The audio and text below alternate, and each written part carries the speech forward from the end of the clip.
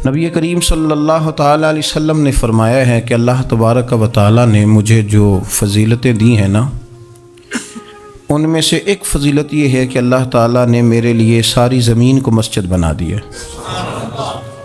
اس کا معنی یہ ہے کہ جہاں بھی نماز ادا کرو گے تمہاری نماز ہو جائے گی، لیکن وہ خاص حصہ،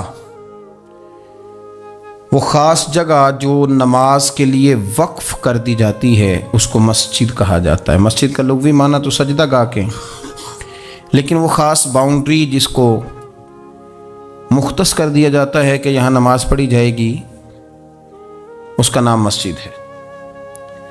مسجد سے پیار کرنا، مسجد کے ساتھ دلچسپی لینا، مسجد کے ساتھ دل لگانا، مسجد کی تزئین و آرائش میں، خدمت میں اپنے آپ کو شامل رکھنا، اور سب سے بڑھ کے یہ کہ مسجد کے ساتھ اپنے دل کو جوڑ کے رکھنا، یہ اہل ایمان کی علامت ہے۔ مسلمان کا روحانی رشتہ اللہ اور اس کے رسول صلی اللہ علیہ وسلم کے ساتھ ہے۔ آپ کا جس آدمی کے ساتھ رشتہ مضبوط ہوتا ہے، آپ اس کے مکان کی طرف کھنچے چلے جاتے ہیں، کوشش کر کے جاتے ہیں کہ میرا بھائی سے ملنے کو دل کر رہا ہے، تو اس کی طرف توجہ ہو جاتی ہے، وقت نکالتے ہیں، ٹائم خرچ کرتے ہیں، پیسہ لگاتے ہیں، وہاں جاتے ہیں۔ بیٹی میں نے بیاہ دی ہے، اپنے گھر چلی گئی ہے، پر میرا ملنے کو دل کر رہا ہے، وقت فرصت سارا کچھ دیکھ کے وہاں پہنچ جاتے ہیں۔ اصل اس گھر جانا مقصود نہیں ہوتا، اصل تو بیٹی کی ملاقات مقصود ہوتی، اصل بھائی کا مکان دیکھنا مقصد نہیں، اصل تو بھائی کی ملاقات مقصد ہے۔ تو مسجد میں جب آپ آتے ہیں تو مقصود یہ ہے کہ میں اس جگہ جا رہا ہوں جسے رب کریم نے اپنا گھر قرار دیا ہے۔ اب اس گھر کے ساتھ دلچسپی، اس گھر کے ساتھ آپ کا تعلق مضبوط ہوتا چلا جاتا ہے۔ رسول کریم صلی اللہ علیہ وسلم نے فرمایا ہے کہ زمین پر جو گھر سب سے پہلے بنایا گیا، جو مسجد سب سے پہلے بنائی گئی، وہ بیت اللہ شریف، مسجد الحرام، اور فرمایا جب ساری دنیا فنا ہو جائے گی تو جو جگہیں باقی رہ جائیں گی وہ مسجدیں، وہ حصہ جس پہ مسجد تعمیر کر لی جاتی ہے وہ حصہ باقی رہے گا۔ مسلمانوں کے اندر جہاں چیزیں بڑی تیزی کے ساتھ پھیلی اور ہماری دلچسپیوں کا رخ جب سے دنیا داری کی طرف زیادہ بڑھا تو مسجد سے بھی تھوڑا سا لوگوں کا رجحان کم ہوا ہے۔ ایک تو لوگ مسجد میں دیر سے آتے ہیں اور پھر جلدی جانے کا شوق رکھتے ہیں۔ کبھی ہم دیکھتے تھے کہ اسکول کا گیٹ بہت بڑا ہوتا تھا لیکن چھٹی کے ٹائم تنگ پڑ جاتا تھا۔ یہی حال مسجد میں جب نماز ختم ہوتی ہے تو اس وقت ہوتا ہے۔ پتہ نہیں کتنے ضروری کام ہیں جو پیچھے ہیں، کون سی ایسی چیز ہے جو دھکیل رہی ہے۔ بچے تو اپنے آپ کو بڑی قید میں سمجھتے تھے، اس لیے جایا کرتے تھے، لیکن مسجد سے اس تیزی سے نکلنا، نماز پڑھنے والوں کی نماز کا خیال نہ کرنا، کسی کی تکلیف کا احساس نہ کرنا اور شدت کے ساتھ وہاں سے نکلنے کی کوشش کرنا، اس عمل پر جب غور کیا جائے تو برے خیالات ذہن میں آتے ہیں۔ ایسی چیزیں ذہن کے اندر آتی ہیں جن کا ایک مسلمان کے حق میں ہونا ٹھیک نہیں۔ میرے نبی پاک صلی اللہ تعالیٰ علیہ وسلم نے ارشاد فرمایا، قریب محبوب فرمانے لگے کہ 7 شخص ایسے ہیں کہ قیامت کے دن اللہ کے عرش کے سائے کے علاوہ سایہ نہیں ہوگا، تو رب کریم ان 7 بندوں کو اپنے عرش کا سایہ عطا فرمائے گا۔ وہ 7 لوگ ہیں، ان میں سے نبی پاک صلی اللہ تعالیٰ علیہ وسلم نے ایک شخص وہ بیان کیا کہ جو نماز پڑھ کے مسجد سے نکل تو جاتا ہے پر اس کا دل مسجد کے ساتھ جڑا رہتا ہے، اس کی طبیعت مسجد کے ساتھ لگی رہتی ہے کہ اللہ کے گھر سے ہو کے آیا ہوں، مجھے دوبارہ اللہ کے گھر جانا ہے۔ اس کا دل لگا رہتا ہے، جڑا رہتا ہے، وہ انتظار کرتا ہے کہ دوبارہ کب میں نے مسجد میں جائیں۔ یہ رویہ نہیں اس کا ہونا چاہیے کہ وہ کہے اوہو سردیوں میں تو بس نماز ہی نماز رہ گئی ہے، اعتراض نہ کرتا پھرے، بلکہ وہ اس کا دل جڑا رہے۔ مسجد کے ساتھ جو خاص رشتہ ہے، بخاری مسلم میں حدیث ہے، نبی پاک صلی اللہ علیہ وسلم نے فرمایا، ویسے تو ساری زمین ہی اللہ کی ہے نا، للہ ما فی السماوات و ما فی الارض، زمین و آسمان میں جو کچھ بھی ہے وہ اللہ کا ہے، لیکن حضور فرماتے ہیں کہ خطہ زمین پر خطہ زمین پر جو جگہ رب کو سب سے زیادہ پیاری، جگہ ساری اللہ کی ہے، پر جو اللہ کو سب سے پیارا ٹکڑا ہے وہ جگہ ہے جہاں مسجد بنا دی جاتی ہے۔ وہ خاص خطہ، آپ ذرا حدیث کے لفظوں پر غور کریں، فرمایا احب البلاد، وہ اللہ کا محبوب ٹکڑا ہے زمین پر جہاں مسجد بنا دی جاتی ہے۔ وہ اب آپ اندازہ کریں کہ وہ پیسے کتنے قیمتی ہیں، جو کمائے کسی نے تھے، لگ مسجد میں گئے، اور محبوب کس کے ہو گئے؟ اللہ تعالیٰ کے۔ یعنی میرے تیرے کمائے ہوئے پیسے اللہ کے محبوب پیسے تب بنیں گے جب اللہ کے گھر میں خرچ ہو جائیں گے، تعمیر مسجد پر، تشکیل پر۔ فرمایا یہ سب سے زیادہ اللہ کو۔ اور سید عالم صلی اللہ تعالی علیہ وآلہ وسلم نے ارشاد فرمایا کہ اللہ تبارک و تعالیٰ کو زمین پر، زمین ساری ہی اللہ کی ہے، لیکن اللہ تبارک و تعالیٰ کی زمین پر جو جگہ اللہ کو ناپسند ہے وہ جگہ ہے جہاں بازار بنا دیا جاتا ہے، جہاں مارکیٹیں بنتی ہیں، جہاں لوگوں کے ساتھ ظلم ہوتا ہے، دھوکے ہوتے ہیں، جھوٹ بولا جاتا ہے۔ یہ بخاری مسلم کی حدیث۔ ناپسندیدہ زمین کا ٹکڑا وہ ہے جہاں بازار بنتا ہے، اور پسندیدہ ٹکڑا وہ ہے جہاں شوق کس بات کا زیادہ، میری مارکیٹ ہو کہ میرے نام کی مسجد ہو، یہ میری زمین کا جو ٹکڑا میری مارکیٹ ہو، میرا پلازا ہو، اور پچھلا مکان خرید کے نہ تو ایک لائن پیچھے نکالتا ہوں، 12 دکانیں ادھر ہو جائیں گی، 12 دکانیں ادھر ہو جائیں گے، پھر حساب نکالتا ہے کہ 20,000 ایک کا کرایہ ہے تو کتنا بنا مہینے کا۔ اس کو یہ نہیں پتا کہ تیری یہ زمین تھی اللہ کی، اب تو نے اس کا وہ حشر کیا ہے کہ یہ ناپسندیدہ ترین ہو گئی، ناپسندیدہ ترین۔ اور اگر تیری ہی زمین ہو، اپنی خوش قسمتی تو دیکھیں کہ میری زمین، میرے پیسے، اور جب میں نے مسجد بنا دی تو وہ پیسے رب کے پیارے ہو گئے، وہ زمین اللہ کی محبوب ہو گئی، وہ پیسے پیارے ہو گئے، وہ محبوب ہو گئے۔ لیکن بڑا ہی مشکل کام ہے، مسجدوں میں اعلان ہوتا ہے کہ بل آ گیا ہے، کو مہربانی کرو، اور پھر پکے سچے حاجی، نمازی، نیک صالح پرہیزگار بندے بڑی مشکل سے جیب میں ہاتھ ڈالتے ہیں، اور جو باہر آتا ہے اس میں پورا 100 روپیہ نکل آتا ہے، پورا ہی 100، یعنی کہ، اور گننے میں آپ کو پتہ ہے 1 روپیہ کر کے گنے تو 5-7 منٹ تو 100 گننے میں لگ ہی جاتے ہیں، پھر وہ گننا پڑتا ہے۔ اور مسجد کی ٹوپیوں میں سے، مسجد کے گلوں میں سے اکثر وہ لوٹ نکلتے ہیں جو دکاندار لیتا ہی نہیں، وہ کہتے ہیں اللہ کو دے آتے ہیں جا کے۔ دیکھیں اپنا رویہ اس لحاظ سے درست کریں، اس لحاظ سے درست کریں کہ جس طرح میرے لیے اپنا گھر بنانا ضروری ہے نا، اسی لیے میرے لیے مسجد بنانا بھی اسی طرح ضروری ہے۔ جب حضور جتنا عرصہ تک مکہ شریف میں تشریف فرماتے تو زیادہ وقت مسجد الحرام میں گزارتے تھے، اور جب قریب محبوب صلی اللہ تعالی علیہ وسلم، محبوب دو عالم علیہ السلام مدینہ طیبہ تشریف لے آئے تو حضور نے سب سے پہلے مسجد قباء کی تعمیر فرمائی۔ کوئی ایک حجرہ نہیں ابھی بنایا، ابھی یہ طے نہیں کیا کہ میں نے مدینے کے کس حصے میں اپنا مکان بنانا ہے، کہاں رکنا ہے۔ سب سے پہلے مسجد شریف کی تعمیر فرمائی اور بنفس نفیس فرمائی، وہ مسجد مکمل ہو گئی۔ سرکار کا قیام تھا جناب ابو ایوب انصاری کے گھر میں، تھوڑے سے فاصلے پر نظر پڑی تو ایک کھلا میدان موجود تھا، 2 یتیم بچوں کی زمین تھی۔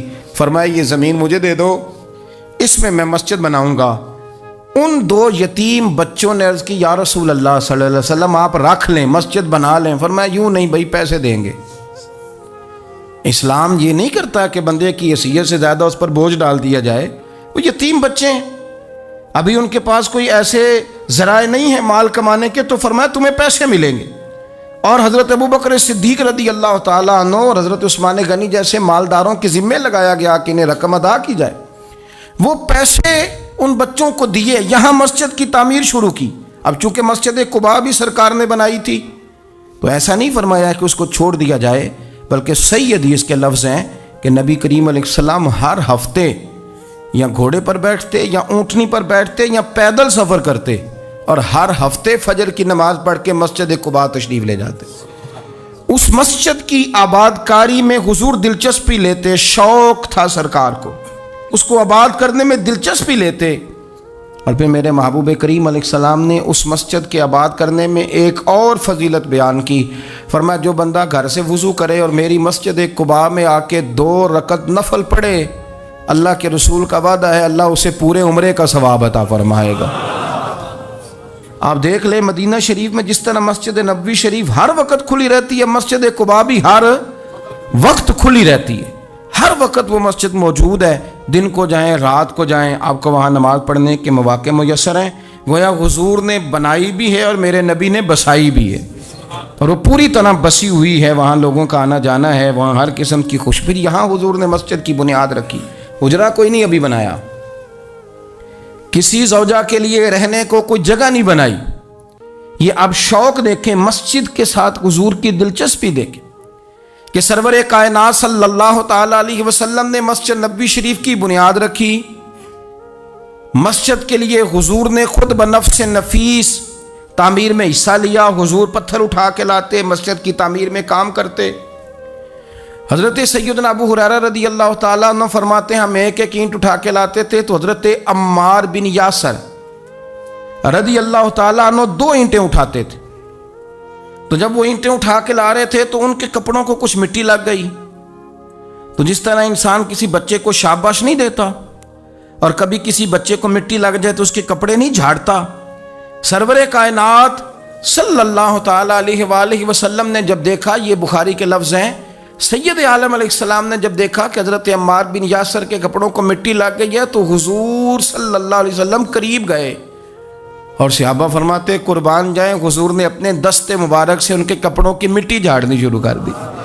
گویا مسجد بنانے والے مزدور کے ساتھ نبی پاک علیہ السلام کی اتنی دلچسپی ہے، اگر اس کے کپڑوں کو مٹی لگ جائے تو حضور اپنے ید اللہ والے ہاتھوں سے وہ مٹی صاف فرماتے ہیں.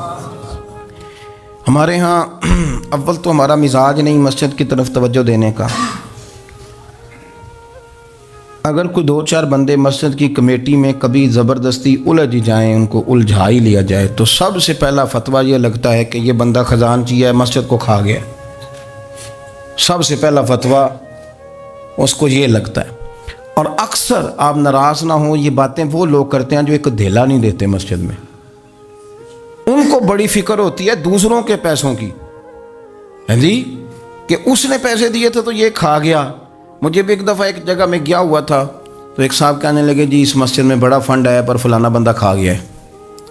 تو اس سے بھی تھوڑا سا وہ یہ ہوتا ہے کہ جب آپ کسی کے خلاف بات کرتے ہیں تو سامنے والا آپ کو اپنی ہمدردی دے کے تو 1-2 بات اور کرتا ہے. میں نے اس سے کہا کہ آپ نے کتنے پیسے دیے مسجد میں؟ کہنے لگا جی کچھ میں نے بھی دیے. میں کہا چل پہلے تیرے تے دعا مانا وہ کو آ چلیے. کہنے جی نہیں وہ تو میں دے چھڑے. تو میں کہا پھر جنہ دیتے سن انہوں بھی دے ہی چھڑے کہ توں حساب لینا ہے کہ اللہ لینا ہے. اتنا زیادہ ٹینشن لینے کی کیا ضرورت ہے آپ کو؟ اس بندے نے بھی مرنا ہے، قبر میں جانا ہے. میں کیا بھائی تیرے تے دعائیے نہ پیسے جڑے تیرے کھا گئے تو تے وصول کرنا تو باقیوں کے دیکھے جائیں گے. آپ کو یہ توفیق نہیں ہے کہ آپ تھوڑا سا آگے بڑھیں، کام دیکھیں، اخراجات دیکھیں، معاملات دیکھیں کسی بھی مسجد کے. آپ تنقید کر رہے ہیں کمیٹی پہ مفت کی اور اس کا نتیجہ کیا نکلتا ہے؟ مسجدوں میں جھگڑے ہوتے ہیں، فسادات ہوتے ہیں، دنگا ہوتا ہے. اور امام صاحب بیچارے انہوں نے بھی تو پھر کو پارٹی رکھنی ہوتی ہے، جینا تو ہے نا دنیا میں. وہ بھی پھر کبھی کبھی دیکھ لیتے ہیں کہ اب پارٹی بھاری کیڑی ہے تو اس کی طرف وہ توجہ کر لیتے ہیں. پھر وہ بھی ایک نیا دنگا شروع ہو جاتا ہے، کیونکہ مسجد میں امام اس نے رہنا ہے جس نے بندوں کو راضی رکھنا ہے، اس کی پابندی ہوتی ہے. ایک نے کہہ دیا تو کھل کے نماز پڑھا سویرے ہی تو مزہ ہوتا ہے نماز پڑھن دا، تو دوسرا کہتا ہے قاری صاحب آپ تو فارغ ہیں، ہم نے تو ڈیوٹی بھی کرنی. مسجد کی آباد کاری میں آپ حصہ لیں، چیزوں کو دھیڑنے میں آپ کردار نہیں ادا کریں، کیونکہ مسجد اللہ کی رضا کے لیے. اور میرے نبی پاک علیہ السلام نے فرمایا جس نے اللہ کی رضا کے لیے مسجد بنائی اس نے اپنے لیے جنت میں مکان تعمیر کرا لیا ہے. شرط یہ ہے کہ اللہ کی رضا کے لیے پارٹی بازی کے طور پر مسجد نہ بنائے، رضا الہی کے لیے مسجد بنائے. اس نے اپنے لیے جنت میں مکان بنا لیا ہے. مسجد کے ساتھ دلچسپی ہونی چاہیے، مسجد کی صفائی کریں، مسجد کے ساتھ آپ دیکھیں کہ کون سا بلب خراب ہے اس بلب کو آپ چینج کر دیں. آ کے تنقید کر کے چلے جانا کہ فلانا بندہ فلانا کام نہیں کرتا، یہ تو بڑا آسان کام ہے، یہ تو آپ کسی سے بھی کرا لیں. یہ تو لیکچر ساری دنیا دیتی ہے کہ فلانا غلط ہے فلانا غلط ہے. چیزوں کو غلط کہنا، بندوں کو غلط کہنا یہ آسان ہے، لیکن غلط چیزوں کو ٹھیک کر لینا یہ مشکل کام ہے. یہ والا میرے بھائی فریضہ سر انجام دیں. کوشش کریں کہ مسجد کے آپ قریب آئے. حضرت تمیم داری رضی اللہ تعالیٰ عنہ میرے نبی کریم کے صحابی ہیں. انہوں نے نا سب سے پہلے مسجد میں آ کے چراغ جلایا تھا. اتنے راضی ہوئے میرے نبی پاک، اتنے راضی ہوئے، فرمایا تمیم تو نے مسجد میں چراغ نہیں جلایا، تو نے تو اپنی قبر روشن کر لی ہے. اور فرمایا تم نے تو مکمل نور حاصل کر لیا ہے، مکمل. اور خاص حضور نے ڈیوٹی لگائی سیدنا بلال حبشی کی. وہ مسجد کا خیال کرتے، مسجد پہ توجہ دیتے.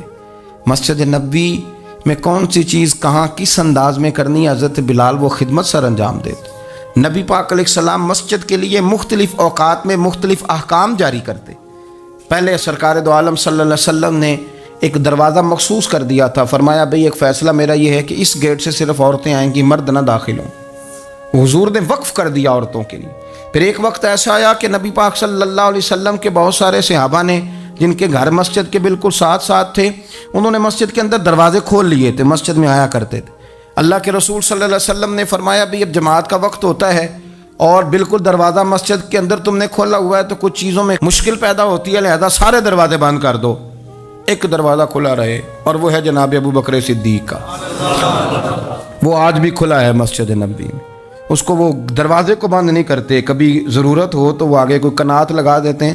دروازہ وہ ہمیشہ کھلا رہتا ہے، اس لیے کہ اس کو میرے نبی پاک نے کھولا ہے. وہ دروازہ کھلا رہتا ہے. حضور نے مختلف اوقات میں مسجد کی تزئین و آرائش میں، اس کی وسعت میں دلچسپی کا اظہار کیا. حضرت بلال جھاڑو دیتے، آنے والے لوگوں کا خیال کرتے. مجھے کہہ لینے دیں، اس کو سیاسی نہ رہنا سمجھیں، مجھے کہنے دیں اور میں بہت ساری احادیث اور بہت ساری سیرت کی کتابوں کا نچوڑ ایک جملے میں بیان کرتا ہوں. مسجد نبوی ایک پارلیمنٹ ہاؤس کا درجہ رکھتی تھی. اسی میں سارے فیصلے ہوتے تھے، اسی کے اندر کافروں کے ساتھ جو معاملات تھے وہ طے ہوتے تھے، اسی میں ہر چیز سیٹ ہوتی تھی مسجد کے اندر. ہماری سیاست ناپاک اس لیے ہوئی ہے کہ ہم نے مسجد سے باہر نکال دی. جب تک یہ مسجد کے اندر تھی، وضو کر کے لوگ بیٹھتے تھے، قرآن پاک کی آیات بیان کر کے اپنا موقف بیان کرتے. بڑا صاف ستھرا نظام چلتا تھا. امیر المومنین کا پارلیمنٹ ہاؤس مسجد ہوتی تھی. وہ مسجد میں بیٹھ کے سارے کام کرتے تھے اور مسجد کے پاکیزہ ماحول کے اندر سارے کام مکمل کیے جاتے تھے. حضرت سیدنا بلال حبشی کی ڈیوٹی تھی. جن لوگوں نے مسجدیں بنائی ہوتی ہیں ان کو مسجدوں سے پیار بھی بڑا ہی ہوتا ہے. اور میں اکثر آئمہ مساجد کو میں نے دیکھا ہے. امام صاحب نہ بیچارے، پہلے انہوں نے بندہ تلاش کرنا ہوتا ہے جو ان کی جگہ پہ نماز پڑھائے، پھر انہوں نے کہیں جانے کا وعدہ کرنا ہوتا ہے، پھر وہ 15 فون کرتے ہیں، فلانے کے پاس چابیاں ہیں وہ لے کے جماعت کرا دینا. بڑا پیار کرتے ہیں مسجد سے، بڑا. لیکن اس بیچارے کا ایک قدم بھی مسجد میں پکا نہیں ہوتا. سارے نمازی غلطی کر لیں، بھول جائیں تو بچ جاتے ہیں، ان کو کوئی مسجد سے نہیں نکالتا. لیکن امام کبھی کسی موقع پر کسی بھی جگہ وہ 2-4 جگہ پہ چھٹی کر لے، کوئی غلطی کر لے تو فارغ ہو جاتا ہے. حالانکہ سب سے زیادہ دلچسپی اس کی ہوتی ہے مسجد کے ساتھ. ہم مسجد کی آباد کاری میں جب ذوق پیدا کریں گے، نبی پاک صلی اللہ علیہ وسلم جب سفر پہ جاتے تھے تو سب سے آخر میں مسجد نبوی شریف میں آتے، نماز پڑھتے، اور جب سفر سے واپس آتے تو سب سے پہلے مسجد میں آتے، نماز ادا کرتے. حضرت بلال حبشی مسجد کی خدمت کرتے تھے. پھر حضور کے وصال کے بعد وہ ملک شام تشریف لے گئے، وہاں انہوں نے وقت گزارا. حضرت عمر فاروق رضی اللہ تعالیٰ عنہ جب ملک شام کے دورے پر تشریف لے گئے اپنے دور خلافت میں، تو کہتے ہیں میں جناب بلال حبشی سے ملنے گیا تو کہتے ہیں حضرت بلال نے سب سے پہلے مجھ سے پوچھا کہ بتاؤ میرے نبی پاک کی مسجد کا کیا حال، وہ فلاں کونے کی کیا پوزیشن ہے، فلاں جگہ اب کیا حالات، وہ فلاں جگہ سیدہ عائشہ کے حجرے کے پاس فلانا کام ہونے والا تھا، اس کی کیا پوزیشن ہے. ایک ایک چیز کے بارے میں پوچھا. کیا خوبصورت فرمان ہے حضرت عبداللہ ابن مسعود کا. آپ فرمایا کرتے اللہ کا کوئی بندہ جب مسجد میں کسی مخصوص جگہ نماز پڑھتا ہے نا، تو جب وہ کچھ دن نہیں آتا تو مسجد اس کا انتظار کرتی، مسجد اس سے ڈھونڈتی ہے، مسجد پوچھتی ہے وہ کدھر گیا، قربان جاؤں. فرمایا اگر وہ بندہ انتقال کر جائے، وہ دنیا چھوڑ جائے، تو مسجد کی وہ صف روتی ہے، وہ اسے ڈھونڈتی ہے، وہ اس کو تلاش کرتی ہے، وہ اس کے لیے آنسو بہاتی، اللہ کے حضور التجا کرتی ہے کہ یا اللہ وہ یہاں رہا کرتا تھا، وہ یہاں نماز پڑھتا تھا، وہ یہاں آیا کرتا تھا. مسجد اس کے لیے روتی ہے. اللہ کرے آپ سمجھے میری بات. کسی کو بیٹے رو رہے ہیں, کسی کو بیٹیاں رو رہی ہیں, کسی کو وہ لوگ رو رہے ہیں جن کی ضرورتیں پوری کرتا تھا. اور یہ جو مسجد سے پیار کرنے والا تھا, مسجد کا نمازی, اس کے لیے مسجد کی صف, مسجد کا مصلی آنسو بہاتا ہے. اے مالک وہ کہاں گیا جو یہاں نماز پڑھتا تھا؟ مجھے بتلاؤ. جس کو مسجد یاد کر کے روئے گی, پھر اس کی قبر پہ اللہ کتنی رحمتوں کا نزول فرمائے, پھر اس کے اوپر کس قدر کرم کی برکھا برسے, اسے کس قدر نوازا جائے گا جس کے لیے مسجد روئے گی. مسجد کا یہ اعزاز ہوگا جس کے لیے. ایک صحابی نے عرض کیا تھا کہ یا رسول اللہ صلی اللہ علیہ وسلم میں نابینا ہوں, مجھے نظر نہیں آتا, اجازت ہے گھر میں نماز پڑھ لوں؟ تو میرے کریم علیہ السلام نے فرمایا تیرے کانوں میں اذان کی آواز جاتی ہے؟ حضور جاتی ہے. فرمایا پھر گھر نہ پڑھ, پھر مسجد آ کے پڑھ, پھر تو مسجد میں آیا کر, تو نماز پڑھا کر. تیرے کانوں میں آواز جاتی, لہذا تو مسجد میں آیا کر, یہاں آ کے نماز پڑھا کر. بہت سارے لوگ ہیں عدم دلچسپی. ہاں گھر میں بھی نماز پڑھنی چاہیے. مشکات میں حدیث ہے, نبی پاک علیہ السلام نے فرمایا اپنے گھروں میں مسجدیں بناؤ, یعنی ایک جگہ مخصوص کرو ہاں جہاں صرف نماز پڑھی جائے گی. فرمایا اپنے گھر میں مسجد بناؤ اور کچھ حصہ نماز کا گھر میں بھی پڑھا کرو, کچھ نوافل, کچھ سنتیں, کچھ حصہ گھر میں بھی نماز کا پڑھا کرو. فرمایا اپنے گھر کو قبرستان نہ بناؤ.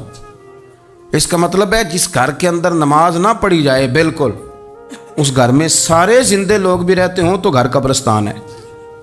یہ حضور کا فرمان ہے کہ سارے لوگ زندے ہیں, ہنستے ہیں, بستے ہیں, کھیلتے ہیں, اٹھتے ہیں, پر 2 رکعتیں نماز نہیں پڑھی جاتی, وہ قبرستان ہے. حضور نے فرمایا قبرستان ہے.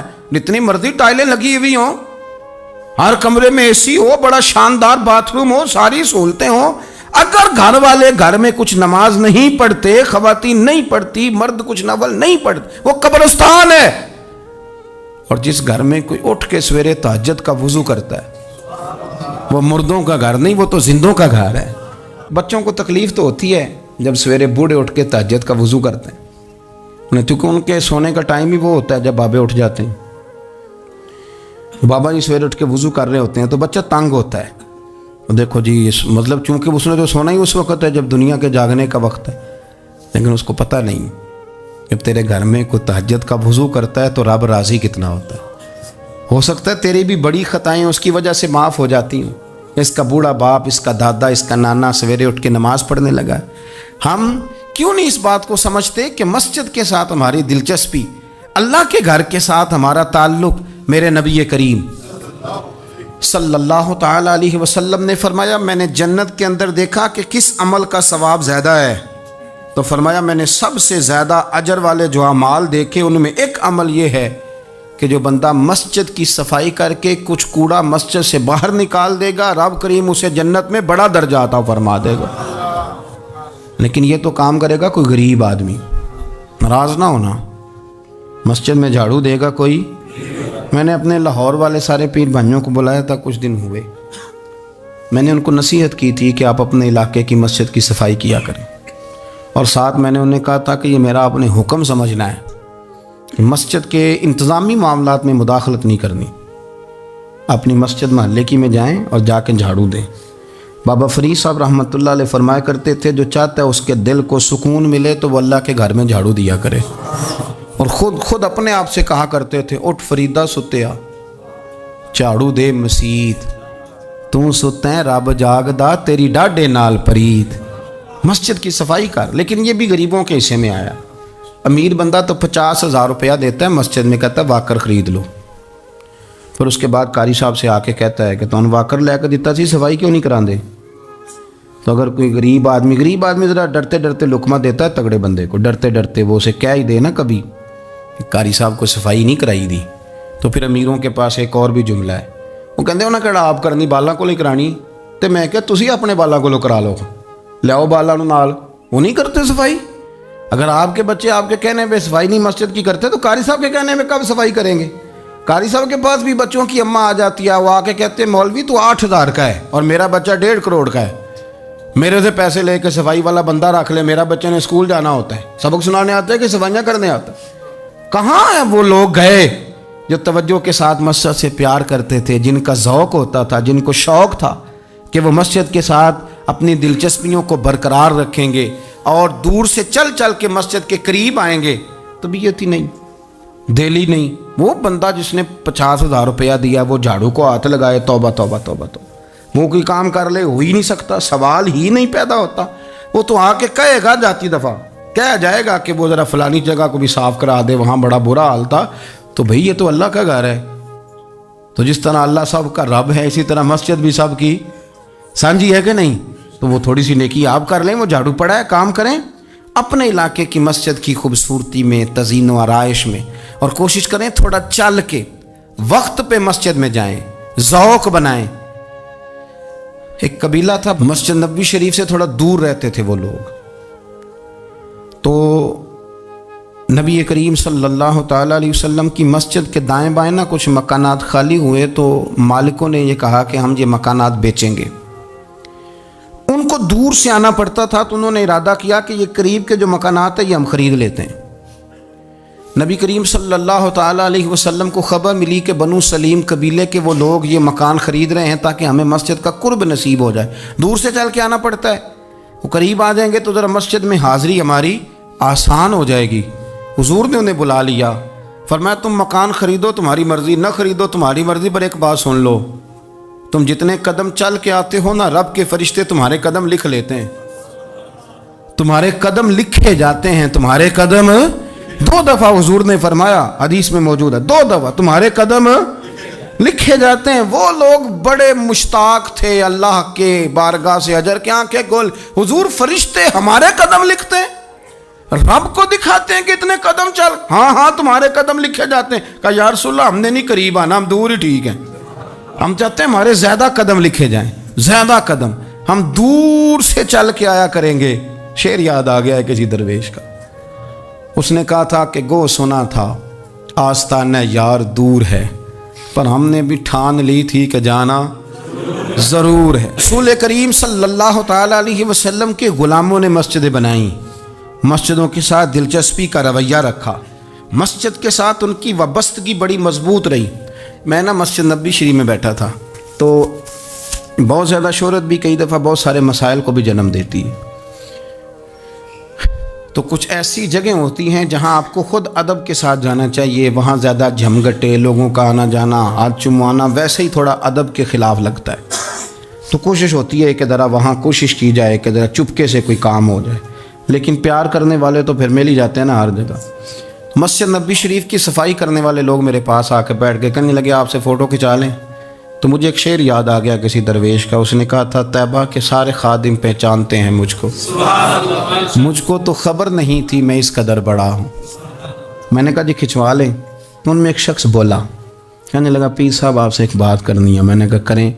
کہنے لگا میرا نا تنخواہ بڑی تھوڑی ہے، بلدیہ کا ملازم ہوں، تھوڑی سی تنخواہ ملتی ہے، تو میرا ارادہ تھا چھوڑ جاؤں، روز پروگرام کرتا تھا کہ پاکستان جا کے کوئی کام کر لوں گا۔ پھر میں نے آپ کی ایک تقریر سنی، میں نے کہا وہ کون سی؟ کہنے لگے آپ نے بتایا ہے کہ بخاری میں حدیث ہے ایک بی بی مسجد کی صفائی کرتی تھی، بیمار ہو گئی تو حضور تیمارداری کرنے جاتے تھے، اور جب اس کا رات کو انتقال ہوا صحابہ نے حضور کو تکلیف دینا بہتر نہ سمجھا، دفن کر دیا، تو نبی کریم نے سویرے فرمایا مجھے بتاؤ اس کی قبر کہاں ہے؟ حضور نبی پاک خود رسول کریم ساری امت گنبد خضرا پہ، اور نبی پاک اس قبر پہ چلے گئے جو مسجد میں جھاڑو دیتی تھی، اس کی قبر پہ کھڑے ہو گئے اور فرمایا صفے بناؤ بھائی میں دوبارہ جنازہ پڑھوں گا۔ حضور نے جنازہ دوبارہ پڑھا، وارث نے جنازہ نہ پڑھا ہو تو دوبارہ پڑھانا جائز ہے، اور حضور تو وارث ہے نا ساری امت کے، دوبارہ جنازہ پڑھا۔ کہنے لگے وہ میں نے آپ کی زبان سے کہیں وہ روایت سن لی تھی، تو 3 بجے ہوئے تھے رات کے پاکستان میں، سارے سو رہے تھے، پر میں نے گھر فون کیا، میں نے کبھی تنخواہ جنی جی انہیں چی گزارا کرنا دے، میں تو بڑے کام لگا ہوں سرکار کی بارگاہ میں، یہاں مسجد کی صفائی کرتا ہوں، میری تو بڑی شان بنے گی اگر رسول کریم اس بی بی کی قبر پہ تشریف لا کے مہربانی کرتے ہیں، تو مجھے امید ہے میرے اوپر بھی رحم فرمائیں گے۔ تو تنخواہ تھوڑی صحیح پر نصیب تو بڑا اونچا ہے نا، تو میں کوشش کرتا ہوں کہ یہ تعریفیں چھپا کے رکھی جائیں، پر میں نے اسے کہا میں کہ تھوڑا اونچی بول اور ذرا گنبد شریف کی طرف منہ کر کے بات کر، تاکہ گواہی ہو جائے نا، گواہی ہو جائے۔ عرش پہ تازہ چھیڑ چھاڑ، فرش پہ طرفہ دھوم دھام، کان جدھر بھی لگائیے تیری ہی داستان، کان جدھر بھی لگائیے تیری ہدایت. اور یارو بڑا خوش بخت نہیں وہ آدمی جس کو اللہ تبارک و تعالیٰ کے گھر کی حاضری کا یہ موقع نصیب ہو. وہ تھوڑا ذوق بنائے, وہ مسجد میں جائے, مسجد کے ساتھ پیار کرے, مسجد کے ساتھ اس کی دلچسپی ہو, مسجد میں وہ چراغ جلائے, مسجد میں وہ جھاڑو دے, وہ مسجد کی صفائی کا خیال کرے, وہ دیکھے کون سی چیز ہے مسجد کی جو صحیح ہونے والی ہے اس کا خیال. اور بڑا ہی خوش بخت ہے. آپ یقین کریں مجھے سب سے زیادہ اس بندے سے پیار ہے جس کو فکر رہتی ہے کہ ٹائم ہو گیا میں نے مسجد کھول لی. کچھ ائمہ مساجد, کچھ مؤذنین, کچھ جن کے پاس چابیاں ہوتی ہیں, میں نے دیکھا ہے بڑے وقت پہ جائیں گے, مسجد کھولیں گے, صفے بچھائیں گے. یہ بڑے خوش بخت لوگ ہیں. یہ میرے نبی پاک کے پیارے ہیں. یہ رسول اللہ صلی اللہ علیہ وسلم اپنے اپنے علاقے کی, محلے کی مسجد سے پیار کریں, وہاں آپ ڈیوٹی کریں. ہمارا نہ جو بندہ ڈیوٹی کرتا ہے وہ نہ کچھ سربراہی بھی لینا چاہتا ہے, بغیر سربراہی کے ڈیوٹی کریں. دیکھیں آپ وہاں کیا خدمت سر انجام دے سکتے ہیں, کس طرح کر کے آپ اپنا کردار, آپ کی طبیعت بڑی ٹھنڈی رہے گی. آپ اللہ کے گھر سے پیار کریں گے تو اللہ آپ کے گھر کو آباد کرے گا. آپ کو بڑی ساری برکتیں, بڑی ساری سعادتیں ملیں گی, بڑی ساری نعمتیں آپ کو میسر آئیں گی. ایک دفعہ میں یہاں نماز پڑھ کے تھوڑا تھوڑا میں کبھی جب میں خود جماعت کرایا کرتا تھا شروع میں, تو میں یہاں تھوڑا سا گھومتا تھا کئی دفعہ باہر گلی میں.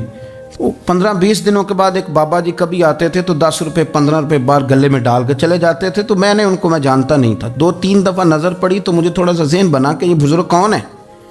میں نے ایک دن ان سے کہا, میں نے کہا بزرگوں آپ اکثر آتے ہیں اور 10-15 روپے آپ گلے میں ڈالتے ہیں اور آپ چلے جاتے ہیں, پھر جدھر سے آپ آتے ہیں, یہاں تو نا بندہ رستے سے گزر رہا تھا تو جاتی دفعہ مسجد نظر آئی تو اس نے کچھ ڈال دیا تو واپس لوٹ جاتے ہیں. کہنے لگے مولوی صاحب میرا ایک ذہن ہے کہ ہر مسجد میں میرے نام کی ایک اینٹ لگ جائے. اور میرا ذہن ہے, میں غریب سا بندہ ہوں, زیادہ پیسے میں دے نہیں سکتا, تو میں نے مسجدیں رکھی ہوئی ہیں تو میں ہر مہینے ہر مسجد میں جتنی میں نے رکھ لی ہیں میں جاتا ہوں تو اپنے حصے کی میں اس میں جو میرے سے ہو سکتا ہے میں کتنا اچھا ذوق ہے, کتنی اچھی طبیعت ہے. کوئی ضروری ہے کہ آپ کے پاس 15 لاکھ روپیہ ہوا, آپ الگ سے ایک مسجد بنائیں, پٹی لگوائیں, تبھی کام چلے گا. ان بزرگوں کے 10 روپے سے شاید پوری اینٹ بھی نہ لگتی ہو, لیکن ایک دلچسپی کا اظہار تو ہوا نا, مسجد کے ساتھ وابستگی تو نظر آئی نا. تو آپ اپنے علاقے کی مسجد کے ساتھ پیار کریں, اس کا قرب اختیار کریں, اس کے قریب جائیں. اللہ ہمیں سمجھنے کی توفیق عطا